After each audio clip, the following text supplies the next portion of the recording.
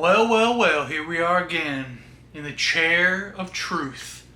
Today we're talking about what exactly did I learn from owning a supercar for about 6-7 months. Well, let's start off. I bought a 2012 V10 Audi R8 about 6 months ago for my 26th birthday. Thought it'd be a super cool thing. I'm gonna make YouTube videos, I'm gonna modify it, I'm gonna take it out, everyone's gonna love it, la la la la la. That is not what I experienced owning a supercar. Now, I firmly believe it is only because of the type of supercar that I had bought. The 2012 R8, it's a little bit older, there's not much to modify on it. And, I mean, it's not the most exciting thing to see at a car meet. And, I mean, I learned that pretty quickly. I daily drove it for about, the first month that I had it.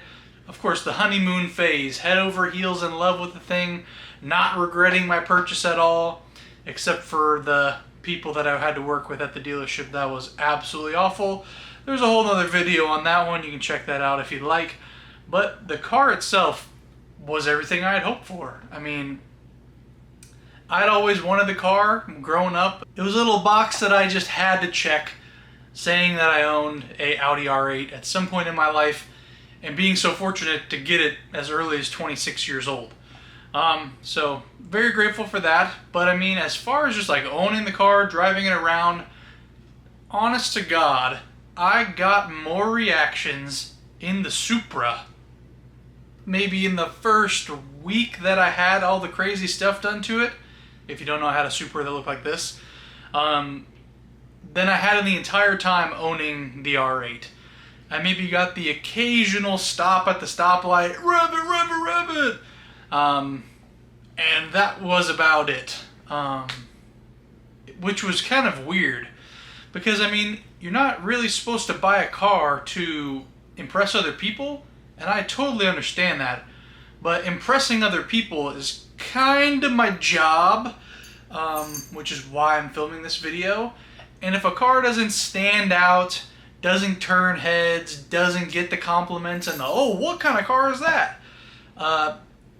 It makes me question, why exactly did I buy this thing? So that kind of went on for a while.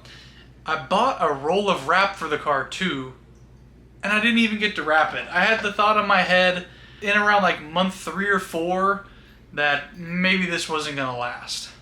And here we are, I'm filming this video the day before I go take the car to the dealership and get rid of it. Yeah, and what's really weird is I watched every video on this is why you should buy an Audi R8 as your first supercar. Oh, the Audi R8, the perfect first supercar. Dailyable, la la la la la, reliable. And like, yeah, I guess you could squeeze those terms out of this car, but I would not say that a 2012 and before R8 is dailyable. I don't know if the 2014 facelift one got Bluetooth, anything having to do with technology, because this car is kind of brutal when it comes to that.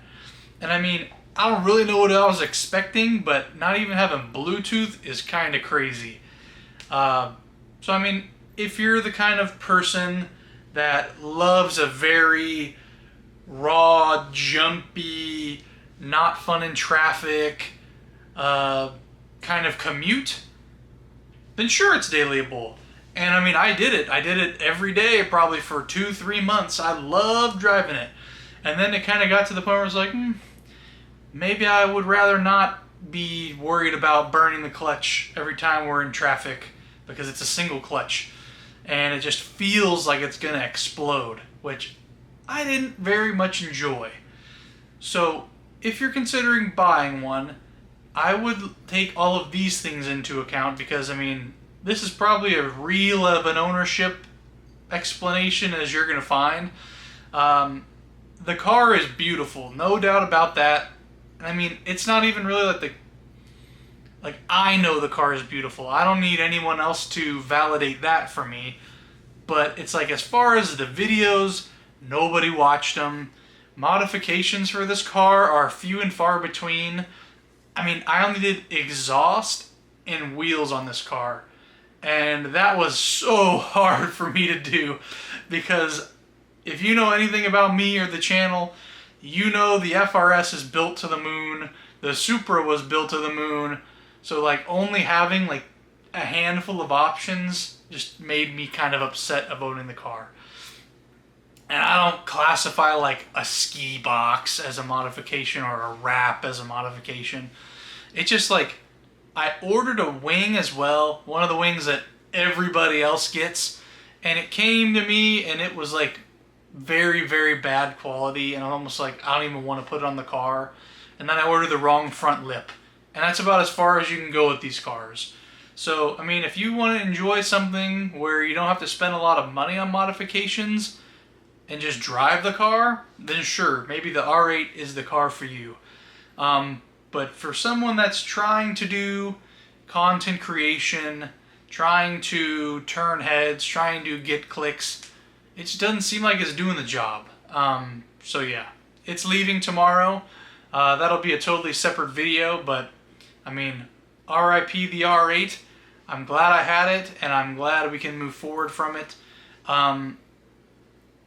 Now, at the dealership that I'm trading it in, they do have a Gen 2. So I'm going to ask him if I can test drive that one and see kind of how it feels, because for the longest time, it was like Gen 1 R8, and then I would get the Gen 2 and I could afford it, and everything would be peaches and cream. But now, after driving this one, I'm curious if the Gen 2 is going to do it for me, or if I'm going to just want to go Team McLaren, because the 570 is right in that price range for the next potential car, which will be down the line. Hopefully, I don't want to say too much, hopefully, I mean, it's April now, maybe I can get it together by September, October, and do it for my birthday again. That'd be cool. Maybe I could do it for a Christmas present. But, I mean, I think I got to change the philosophy about how I go about buying these cars, too. Because I feel like this time, I was so excited about buying the car, I barely did any research. I didn't get a PPI. I got freaking taken advantage of by the dealership. I didn't stand up for myself once we got in the office and all that stuff. All in that video. And I promise from this experience that that will never happen again. No car is worth getting screwed over on. This will be the first car that I take a loss on out of my whole track record, which is kind of humbling and makes me feel a little bit sad. But you live and you learn, and next time I will buy the car the proper way, so that if I do want to sell it, I can exit it and make the smartest financial decision possible for AJ in the future. I feel like that's very important, and you can lose a lot of money buying the wrong car at the wrong time and selling it for the wrong amount. So I just want to take that with you guys. I hope you enjoyed. We got some big stuff coming. One of the big reasons that I'm also selling it is because I'm starting my own company. More to come on that. If you follow my personal Instagram and TikTok, you already know what it is, but I don't want to launch it on here quite yet. So the capital that I'm going to get from selling this car is going to be going into this company, and I'm going to have a whole reveal video. I'm pretty excited about working on this. It's going to be my first crack at doing my own thing big time, and I hope you guys will stick around to support. The computer just turned off, which means it is time to end the video. So I hope you guys stick around for what's next. Stay tuned for the video. You probably already saw it if I'm uploading this one. So the R8 is sold at the time of this video going live. Goodbye R8. It was fun, it was real, and it was kind of real fun. Hope you guys enjoyed. Sorry for rambling. I just like these videos because they're fun to make, and I can just talk to the audience of one, my cat sitting behind the camera. Let me know what you guys think in the comment section below. I'll see you guys in the next one. If you liked the video, smash the like button, subscribe if you're new, and I'll see you in the next video.